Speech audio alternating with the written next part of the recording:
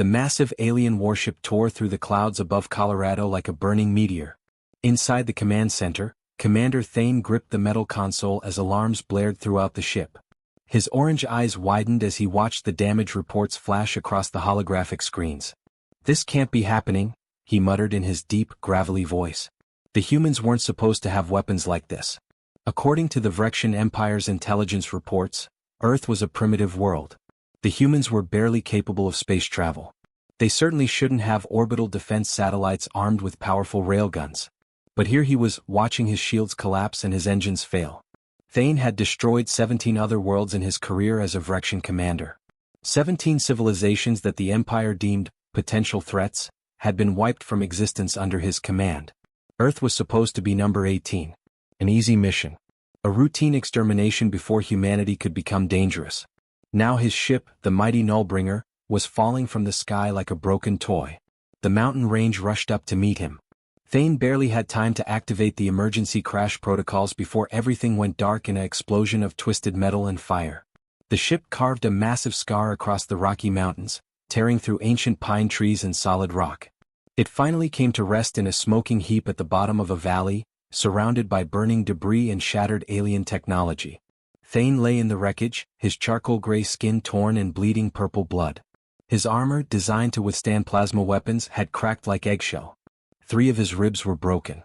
His left arm hung at an unnatural angle. The bioluminescent patterns that normally glowed along his skin flickered weakly, like dying stars. He tried to move but couldn't. Pain shot through his entire body. His breathing was shallow and ragged. The ship's medical systems were offline. His communication array was destroyed. He was alone on an enemy world, dying slowly in the wreckage of his own failed mission. This was not how a Vrexian commander was supposed to die. 5 miles away, Emily Grant was checking her wildlife cameras when the sky exploded with light. She looked up from her tablet just in time to see something massive streak across the evening sky, trailing fire and smoke. The sound hit her a few seconds later, a thunderous boom that shook the ground beneath her feet and sent birds screaming from the trees. Emily's heart pounded. That wasn't a plane. It wasn't a meteor either. Whatever it was, it had just crashed somewhere in the valley below her cabin. She hesitated for only a moment. 3 years ago, after losing her husband David and her daughter Sophie in a wildfire, Emily had moved to these remote mountains specifically to get away from people. She wanted to be alone with her grief. She wanted to stop caring about the world. But old habits died hard. Emily had spent 15 years as a veterinarian.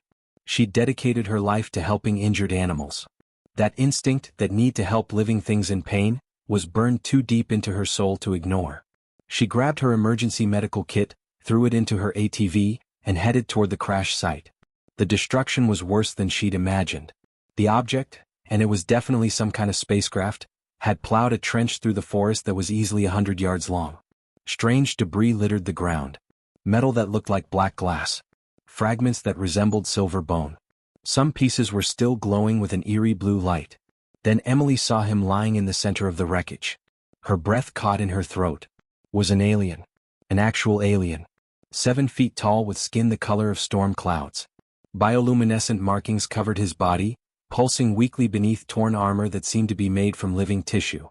His face was angular and sharp, with high cheekbones and a strong jaw. Not human but not monstrous either. And he was dying. Purple blood pooled beneath his broken body. Emily's mind raced. This creature had just crashed an armed warship into Earth. He was probably dangerous. He might be a scout for an invasion force. The smart thing would be to call the authorities and get as far away as possible.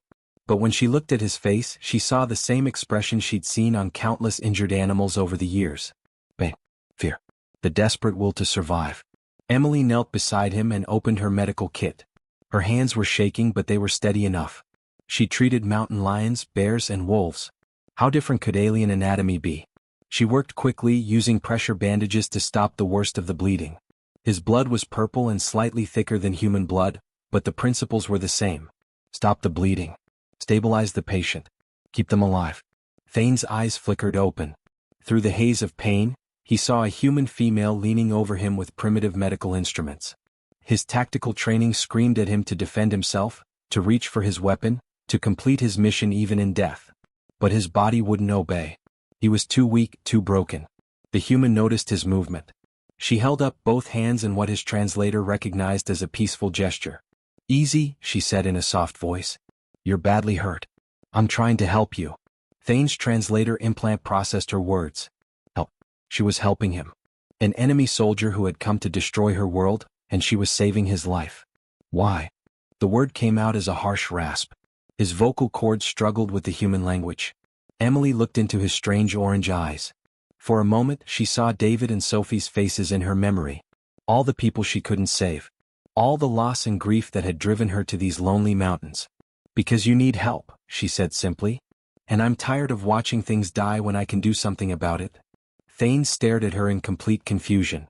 In 40 years of service to the Vrexian Empire, across 17 destroyed worlds and countless battles, nothing had prepared him for this moment. He had been sent to kill her and everyone like her.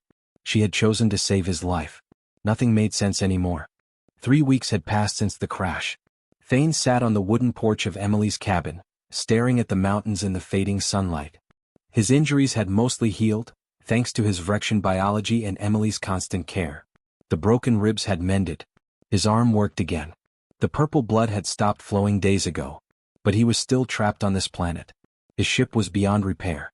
The communication systems were completely destroyed. The Vrexian Empire had no idea where he was or whether he was even alive. Emily stepped outside carrying 2 mugs of something she called coffee. She handed one to Thane and sat down beside him. He took a cautious sip and immediately regretted it. The bitter liquid burned his tongue. "How do humans drink this poison?" he asked, making a face. Emily laughed. It was a sound Thane had grown unexpectedly fond of over the past weeks. "You get used to it. Give it time." Time. That was something Thane had plenty of now. Too much of it, perhaps. With nothing to do except heal and wait, he'd been forced to actually observe the human who'd saved him. To talk with her. To learn about her species in a way the Empire's data files had never shown him.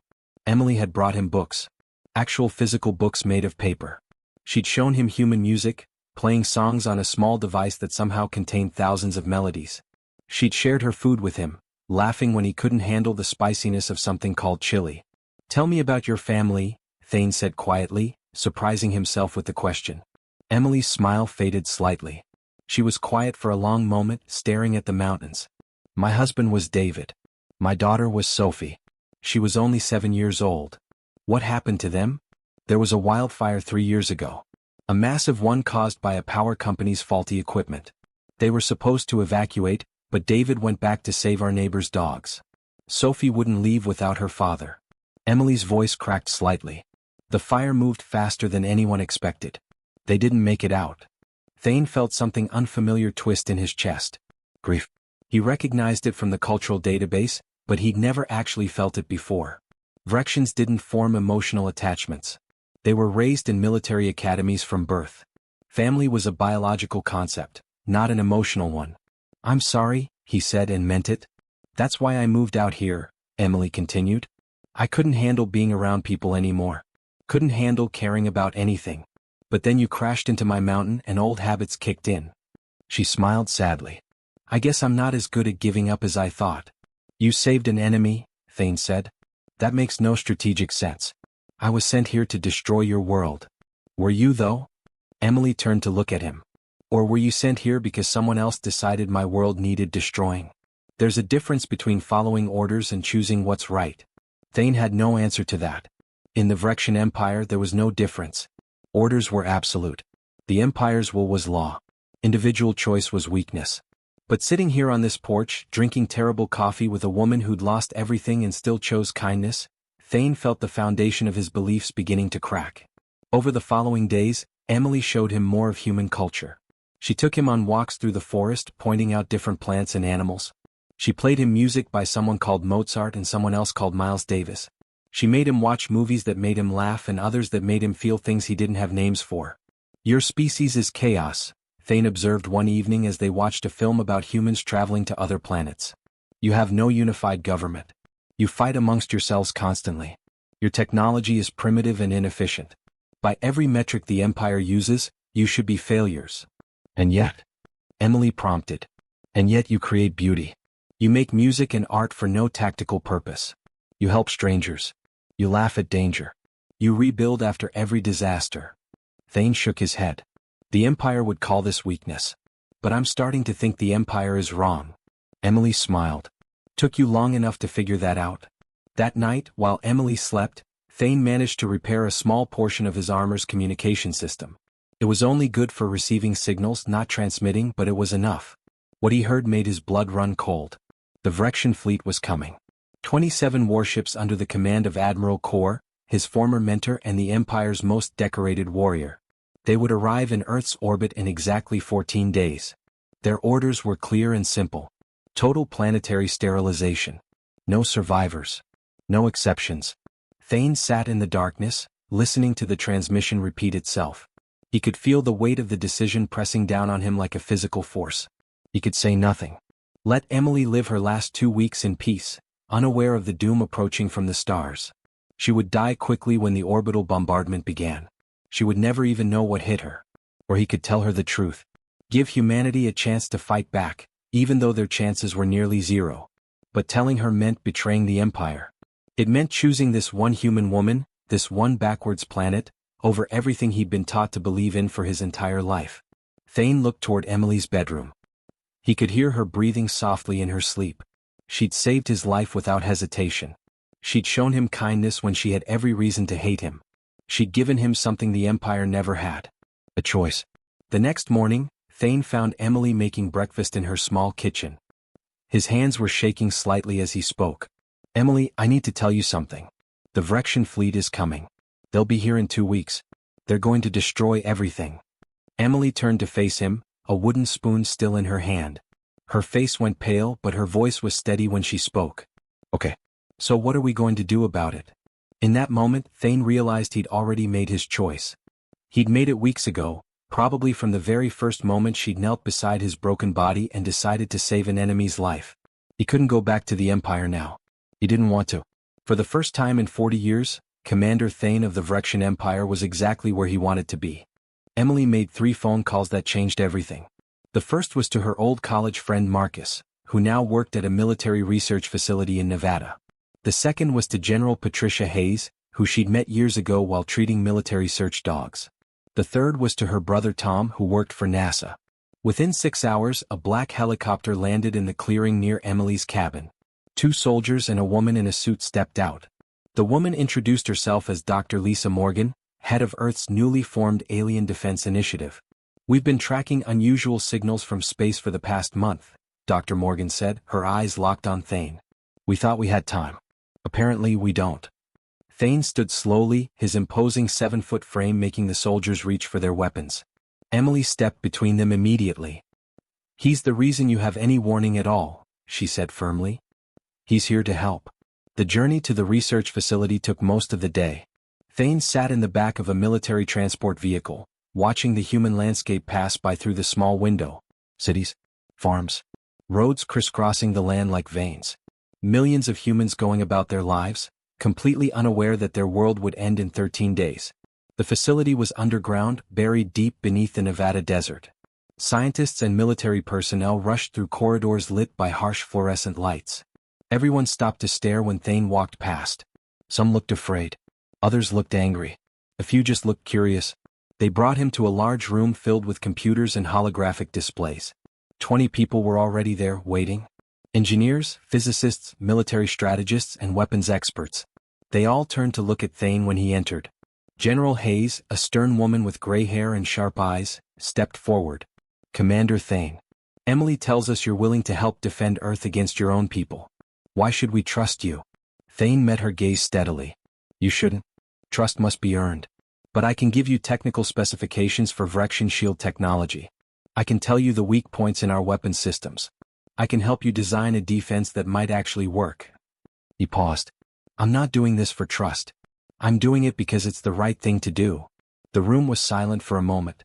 Then a young man with messy brown hair and thick glasses stood up. Right then. Let's get to work. I'm Robert Chen, lead engineer. If we're going to save the world, we've got about 12 days to do it. The next week was a blur of activity. Thane worked 18 hours a day, explaining Vrexian technology to engineers who struggled to understand concepts their science hadn't even discovered yet. He drew diagrams of shield harmonics and power distribution systems.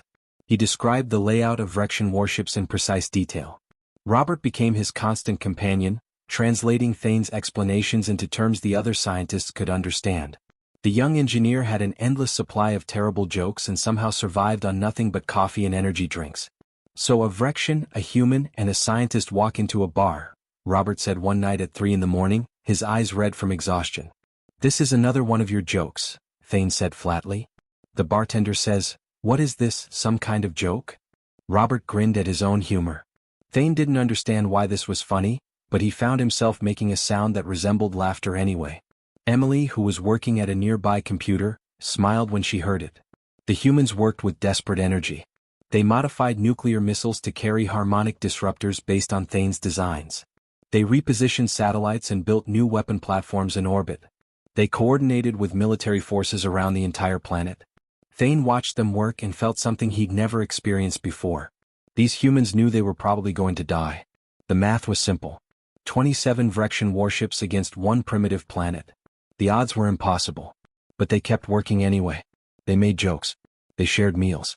They encouraged each other when exhaustion set in. They treated Thane not as a prisoner or an enemy but as part of their team. On the 8th day, alarms started blaring throughout the facility. Red lights flashed in every corridor. Scientists ran to their stations, shouting updates and coordinates. "We've got incoming," General Hayes announced, her voice tight. 3 Vrexian scout ships just entered the atmosphere. They're heading straight for this facility. Dr. Morgan turned to Thane, her face pale. "How did they find us?" Thane's expression darkened. "My neural implant. They're tracking my signal. I didn't think the range was strong enough, but..." He looked around at all the humans who trusted him, worked beside him, accepted him.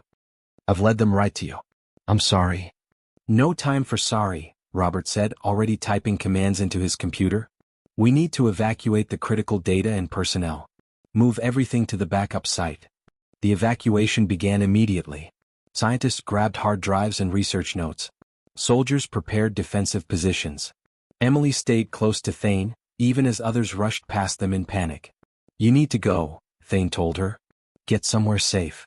"Not happening," Emily said firmly. "We're in this together."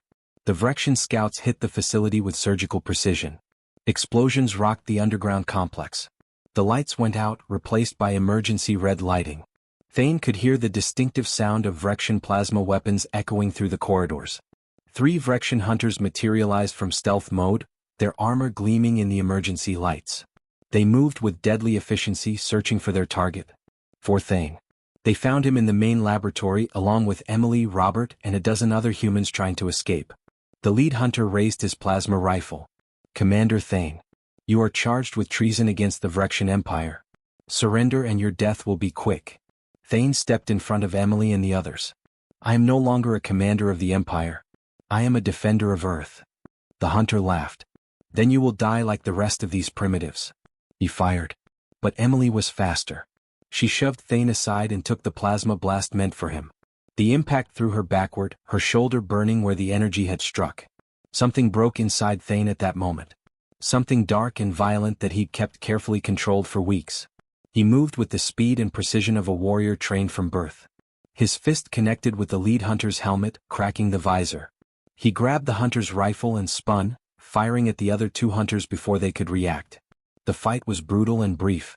Thane fought like a creature possessed, using every dirty trick and combat technique the Empire had taught him. But this time he wasn't fighting to destroy. He was fighting to protect. When the last hunter fell, Thane dropped the rifle and rushed to Emily's side. She was conscious, her teeth gritted against the pain, but alive. "That was stupid," Thane said, his voice shaking as he applied pressure to her wound. "Yeah," Emily gasped. "But so was crashing your spaceship on my mountain, and look how that turned out." Robert appeared with a medical team. They stabilized Emily and carried her to safety. As Thane watched them take her away, he realized the full weight of what had happened. These humans had become more than just allies. They were his friends, his family, his people. And he would die before he let the Empire take them from him. The Vrexian fleet would arrive in 5 days. Thane had made his choice. He was never going back. The Vrexian fleet emerged from hyperspace like dark stars appearing in Earth's orbit. 27 massive warships, each one capable of destroying a city with a single shot. Their hulls were black as midnight, covered in the same bioluminescent patterns that marked Thane's skin. From the surface they looked like predators circling wounded prey. Admiral Kor stood on the bridge of the flagship Eternal Judgment, his aged face twisted into a scowl. He'd trained Thane personally, shaped him into one of the Empire's finest commanders. And now that same student had betrayed everything they stood for. "Open a channel to the planet," Kor commanded. His voice boomed across every communication device on Earth. Televisions, radios, phones, computers. Billions of humans heard his words simultaneously. "People of Earth, you harbor a traitor to the Vrexian Empire. Return Commander Thane to us within 1 hour, and your deaths will be swift. Refuse and we will make your extinction last for days. You have 1 hour to decide." In the underground command center, now relocated to a secure facility beneath the Rocky Mountains, General Hayes looked at Thane. "Well, that's quite an offer." Thane stood with his arms crossed, his face unreadable. Emily was beside him, her shoulder bandaged but her spirit unbroken. Robert and the other scientists waited for someone to speak. "You could hand me over," Thane said quietly. "It might buy you time." Emily punched his uninjured arm. "Don't be an idiot. We don't negotiate with people who threaten to exterminate us." General Hayes smiled grimly. "Miss Grant is right. Besides, we've spent the last 2 weeks building weapons based on your specifications. Be ashamed not to use them." She turned to her tactical team. "All stations prepare to engage. Launch everything we've got." The hour passed in tense silence. When it ended, Kor's face appeared on every screen again. "So be it. Your species has chosen extinction." The bombardment began. Plasma beams lanced down from orbit, striking military installations around the globe. But Earth's defenses were ready. The modified missiles that Thane had helped design launched from hidden silos across 6 continents. They weren't as fast or as powerful as Vrexian weapons, but they had one crucial advantage. They knew exactly where to hit. The harmonic disruptors struck 3 Vrexian ships simultaneously. Their shields flickered and died, overloaded by resonance frequencies that Thane had provided. 2 ships were destroyed immediately by follow-up strikes. The third managed to retreat, but it was badly damaged. On the flagship, Kor's eyes widened in shock. "Impossible. They shouldn't have that technology." "Thane," one of his officers said. "He must have given them our shield specifications." Kor's fists clenched. "All ships intensify bombardment. I want that planet sterilized within the day." But Earth wasn't finished. Satellites armed with railguns fired at targets Thane had identified as critical systems. Defense platforms deployed energy weapons reverse-engineered from the Nullbringer's wreckage. Fighter jets equipped with experimental missiles swarmed the lower orbit ships. It wasn't enough to win. The Vrexian fleet was too powerful, too advanced. But it was enough to prove that humanity wouldn't die quietly. In the command center, Thane stared at the tactical display showing the battle. Red dots represented Vrexian ships. Blue dots were Earth's forces. More blue dots were disappearing every second. "We're losing," Dr. Morgan said, her voice hollow. "We can't sustain this." Thane made a decision. He turned to Robert. "Can you get me access to the Vrexian communication network?" "Already done," Robert said, pulling up a console. "I hacked into their frequency an hour ago. Just waiting for you to use it." Thane took a deep breath and activated the channel.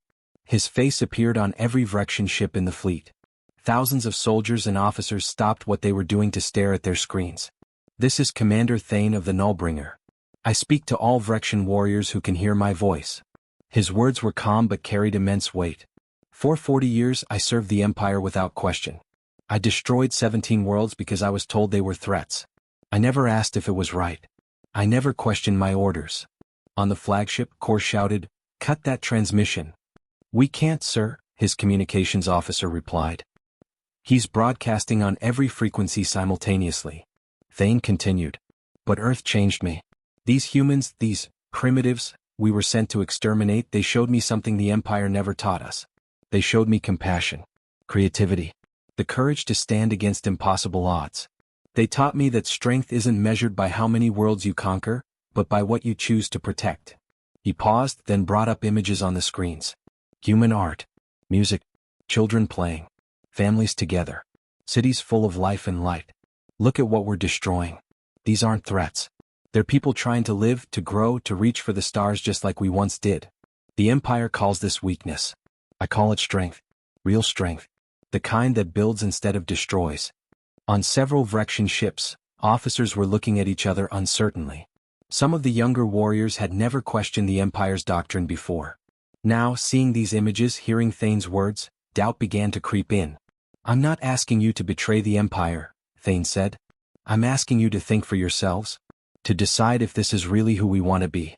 Warriors who destroy beauty out of fear. Or something better. Something worthy of the stars we claim to rule." Admiral Kor's face turned purple with rage. "Enough of this. All ships, target the source of that transmission. Find Thane and destroy him." 3 ships broke formation, their weapons charging. But then something unexpected happened. The destroyer Crimson Talon suddenly turned its guns on one of Kor's loyalist ships. "This is Captain Vex of the Crimson Talon," a female voice announced. "I'm standing with Commander Thane. This slaughter ends now." 2 more ships joined her. Then another. The Vrexian fleet was fracturing, turning on itself as some warriors chose to fight for Thane's vision instead of the Empire's. In the command center, Emily grabbed Thane's hand. "It's working. You're actually making them think." But Kor wasn't finished. Loyalist ships destroy the traitors. Then finish the human planet. The flagship's main weapon began charging, a massive plasma cannon capable of cracking Earth's crust. It would take 3 minutes to reach full power, but once it fired, nothing could stop it. Thane saw the energy readings spike on his display. "That's the planet killer. If it fires, this is over. How do we stop it?" General Hayes demanded. Thane looked at Emily, then at Robert and the others who'd become his friends. "I have to get on that ship. Sabotage the weapon from inside before it fires." "That's suicide," Dr. Morgan said. "Yes," Thane agreed. "But it's the only way." Emily stepped forward. "Then I'm coming with you." "Absolutely not. You don't get to decide that." Emily's eyes were fierce. "You came to my planet to destroy it?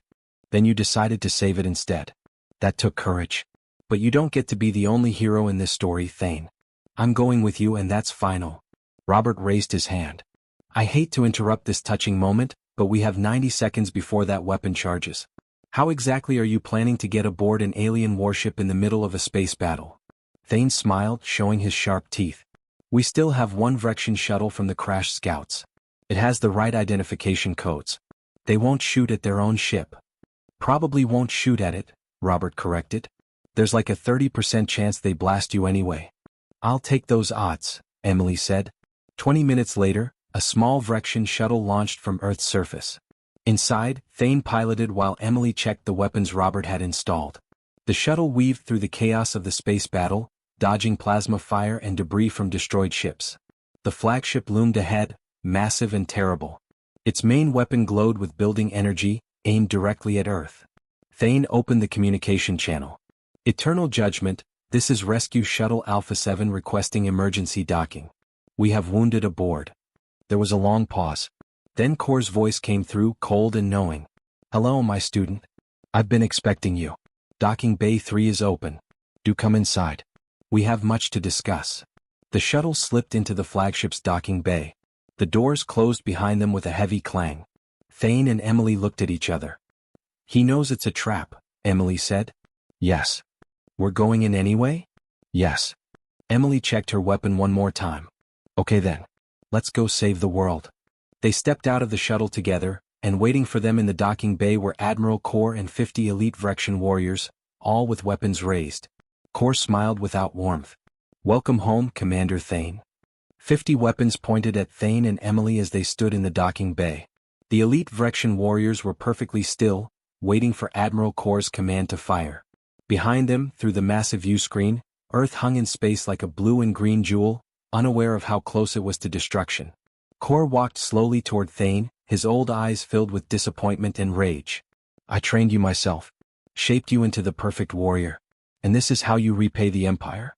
By siding with these primitives?" "They're not primitives," Thane said calmly. "They're people. Something I forgot how to see until one of them saved my life." Kor's gaze shifted to Emily. "This small human? This is what broke you? She should have let you die in that wreckage."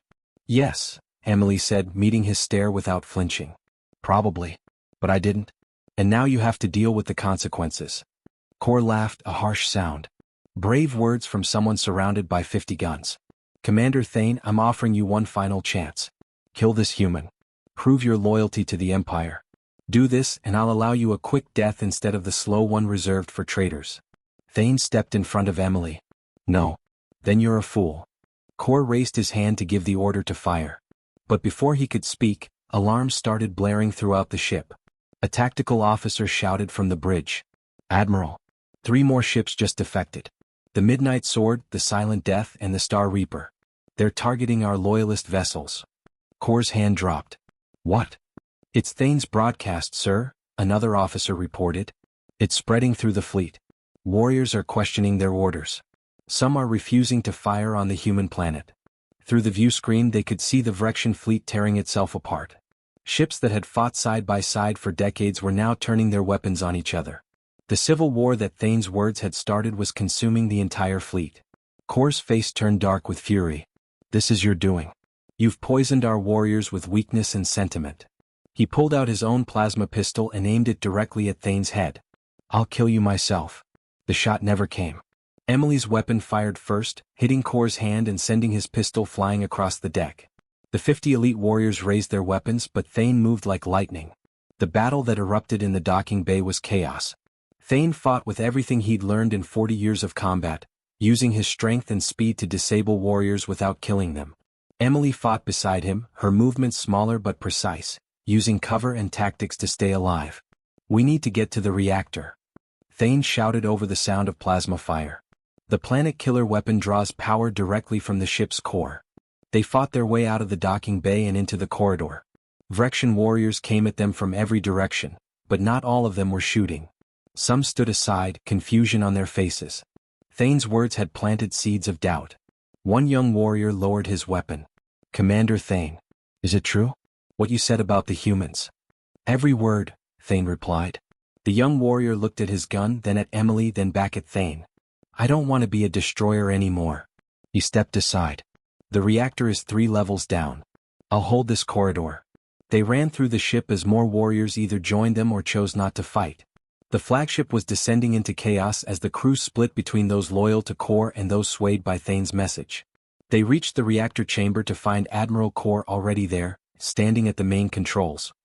His hand was bandaged, but his eyes were wild with determination. If I can't have loyal warriors, then I'll finish this mission myself, he snarled. The planet killer fires in 60 seconds. Even if you kill me, you can't stop it now. Thane studied the controls, his mind racing through every technical specification he'd memorized.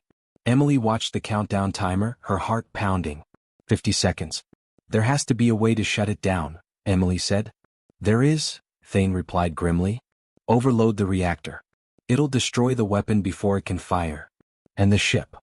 And everyone on it. 40 seconds. Kor laughed. See? Even now you can't escape what you are. A killer. You'll destroy this ship and everyone aboard just to save your precious humans. Thane's hands moved over the controls, his mind working through the problem. Then he saw it. A power junction that fed the weapon separately from the main reactor. If he could create a feedback loop at exactly the right moment? 30 seconds. I found another way, Thane said. But I need perfect timing. Emily grabbed his arm. Tell me what to do. 20 seconds. Thane showed her a secondary control panel. When I say now, you press this sequence. It'll redirect the weapon's energy back into its own firing chamber. The weapon destroys itself, but the ship survives. Along with all the warriors aboard who chose to stop fighting, Emily said, understanding. Including the ones who defected. 10 seconds. Kor rushed toward them, drawing a blade from his armor. I won't let you. Thane caught his wrist and twisted. The old admiral fell hard. Stay down, teacher. Your war is over. 5 seconds. Now. Thane shouted. Emily pressed the sequence. The ship shuddered violently. The planet killer weapon began to glow white-hot as its own energy turned inward. The entire chamber screamed with the sound of tearing metal and overloading systems. Then silence. The weapon was dead, its firing chamber melted into useless slag. The reactor was stable. The ship was intact. Kor lay on the floor, staring at the ceiling. You saved them. Even the warriors who would have killed you. Why? Because that's what heroes do, Emily answered for Thane. They save people. Even their enemies. Kor closed his eyes. When he opened them again, something had changed. The rage was gone, replaced by tired acceptance. I'm old. Too old to learn new ways. But maybe... He looked at Thane. Maybe you're right. Maybe there's a better path than endless conquest. The battle in space was ending. 8 Vrexian ships had been destroyed. 5 had retreated back to Empire space. The remaining 14, including the flagship, had defected. Their captains were broadcasting messages of peace to Earth. 6 months passed. Thane stood on the porch of Emily's cabin, watching the sun set over the Colorado mountains. His wounds had healed completely. The cabin had been rebuilt after the battle damage. Everything looked almost exactly as it had the day he'd crashed here. But everything was different now. He served as ambassador for the Vrexian refugees who'd chosen to stay on Earth. 14 ships worth of warriors who were learning to build instead of destroy. Robert visited weekly, always bringing terrible coffee and worse jokes. Dr. Morgan and General Hayes had become unexpected friends. Admiral Core had chosen to return to the Empire, but not as a conqueror. He'd gone back to tell other warriors about what he'd seen. About a better way. About a former student who'd taught his teacher one final lesson. Emily came outside carrying 2 mugs. She handed one to Thane. He took a sip and grimaced. "Still tastes like poison," he said. "And you still drink it anyway," Emily replied, smiling. They sat in comfortable silence, watching the stars appear one by one in the darkening sky. Somewhere up there, the Vrexian Empire continued its wars. But here, on this small planet in this quiet corner of space, something new was growing. An alliance built not on conquest but on understanding. "Do you ever regret it?" Emily asked quietly. "Giving up everything you were?" Thane considered the question. He thought about the Empire, about 40 years of unquestioning service. About 17 worlds destroyed because he'd been ordered to destroy them. About the warrior he used to be. Then he looked at Emily. At the mountains. At the home he'd found in the wreckage of his old life. "The Empire taught me how to conquer worlds," he said. "But you taught me how to belong to one." Emily reached over and took his hand.